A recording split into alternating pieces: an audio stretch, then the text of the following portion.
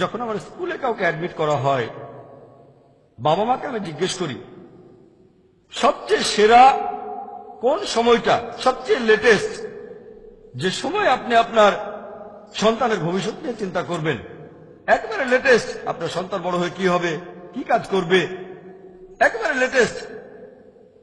অনেকে উত্তরে বলেছে যখন সে কলেজে যাবে, আবার অনেকে বলেছে যখন সে কোন স্কুলে অ্যাডমিশন নেবে, অনেকে বলেছে না যখন সে কিন্ডারগার্টেনে অ্যাডমিশন নেবে। কেউ উত্তরে আমাকে এর আগের সময়ের কথা বলেনি। ইসলামিক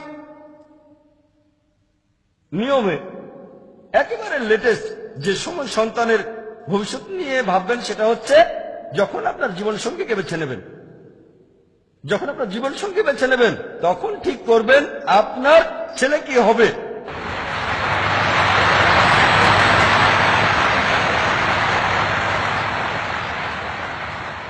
কারণ সন্তানের বাবা এবং মা এরাই সেরা শিক্ষক। শুরুতে প্ল্যান করতে হবে, এটা একেবারে লেটেস্ট। এ সময় থেকেই সন্তানের ভবিষ্যৎ নিয়ে চিন্তা করবেন, একজন মানুষ কিভাবে তার জীবনযাপন করবে। পুরো ব্যাপারটা আরেকবার সংক্ষেপে বলছি। 1 নম্বর, যখন সন্তানকে লেখাপড়া করাবেন খেয়াল রাখবেন সে যেন এমন কোন স্কুল বা কলেজে পড়াশোনা করে যেখানে আখিরাত আর পৃথিবী দুটোর উপরে গুরুত্ব দেওয়া হয়। শুধুমাত্র ইহকালের ডিগ্রি দিয়ে কোনো লাভ হবে না। এমন স্কুলে পড়াবেন যেখানে ইহকাল পরকাল দুটোকেই গুরুত্ব দেওয়া হয়। ইনশাআল্লাহ অনেকে আমাদের স্কুল দেখে উৎসাহিত হয়েছেন। আল্লাহ সাহায্য করলে আমরা এই স্কুলের আরো অনেকগুলো শাখা চালু করব। 2 নম্বর, খেয়াল রাখবেন তার বন্ধুদের জীবনের উদ্দেশ্য যেন একই রকম হয়, বন্ধুরাও যেন ইসলামিক হয়। তাহলে বড় হয়ে তারা এমন কোন প্রতিষ্ঠানে যোগ দেবে যাদের উদ্দেশ্য হবে কোরআন এবং সহিহ হাদিসের উপর ভিত্তি করে। 3 নম্বর, অর্গানাইজেশনে যোগ দেন, তবে যোগ দেওয়ার আগে চেক করে নেন যে সেই অর্গানাইজেশনটা কোরআন অনুযায়ী আল্লাহ সুবহানাহু ওয়া তাআলার নির্দেশ আর নবীজি সাল্লাল্লাহু আলাইহি ওয়াসাল্লামের হাদিস মেনে চলছে কিনা।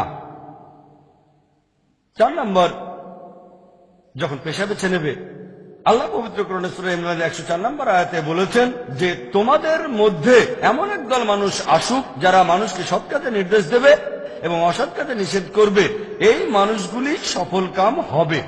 পবিত্র কোরআনে সূরা ফুসিলাতে 33 নম্বর আয়াতে আল্লাহ তাআলা বলেছেন ওয়ামান আহসানু ক্বালা মিম্মান দাআ ইলাল্লাহি ওয়া আমিলা সালিহান ওয়া ক্বালা ইন্নানি মিনাল মুসলিমিন। কথায় সেই ব্যক্তি অপেক্ষা কে উত্তম যে আল্লাহর প্রতি মানুষকে আহ্বান করে সৎ কাজ করে এবং বলে আমি তো মুসলিম। সেজন্য এমন পেশায় থাকে যেটা তাকে আল্লাহর কাছে নিয়ে যাবে।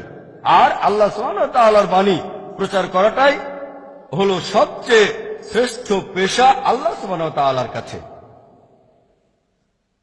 5 নম্বর, এমন জীবন সঙ্গী বেছে নেবে যার জীবনের উদ্দেশ্য একই রকম, আল্লাহ এবং তার রাসূল, আল্লাহ কেন্দ্রিক।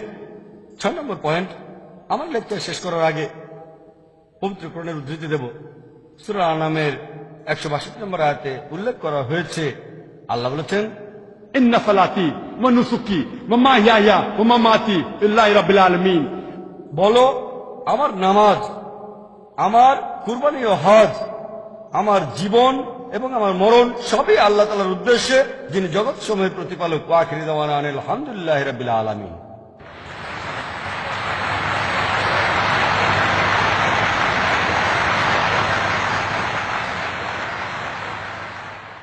إن في خلق السماوات والأرض واختلاف الليل والنهار والفلك التي تجري في البحر بما ينفع الناس